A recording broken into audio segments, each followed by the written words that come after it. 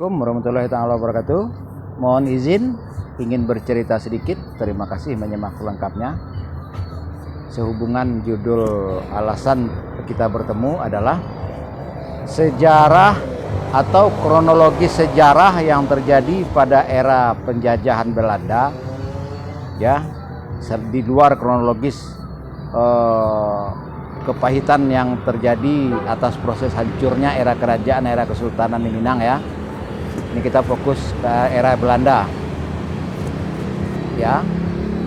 Dan untuk lebih jelasnya, inilah kronologis yang terjadi pada zaman Belanda yang sangat mirip dengan yang berkelanjutan pada saat ini, dan juga sebenarnya sudah sedari lama ini, ya, minimal sudah terjadi semenjak dari tahun 1960 di Minang itu, ya. Ini dia.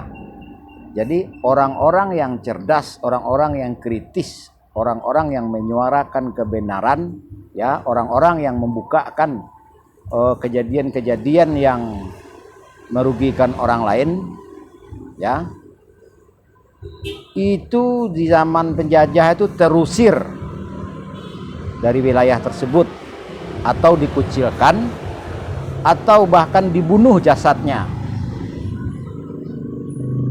ya. Dan saat ini itu sangat nyata, terlihat juga di medsos. Begitulah posisi orang-orang pengecut pada zaman dulu seperti saat ini.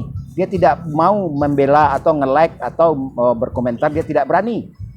Dan juga dia biarkan orang-orang yang membela, padahal membela mereka yang bodoh-bodoh, ini orang-orang cerdas ini. Tetapi orang-orang bodoh ini juga tidak mau membela orang-orang yang membela dia, ya. Itulah realita, ya. Cukup paham, ya. Dan hanya orang-orang cerdas ialah yang bisa melihat banyak kejadian telah melanggar hukum adat, melanggar budaya, dan melanggar Al-Quran dan hadis, ya. Terima kasih berkunjung ke channel YouTube Andi Khalifah Minang Indonesiawi, ya. Terima kasih berkunjung ke mendukung channel akun Facebook Penghulu Merapa Alam dan di Instagram. Terima kasih.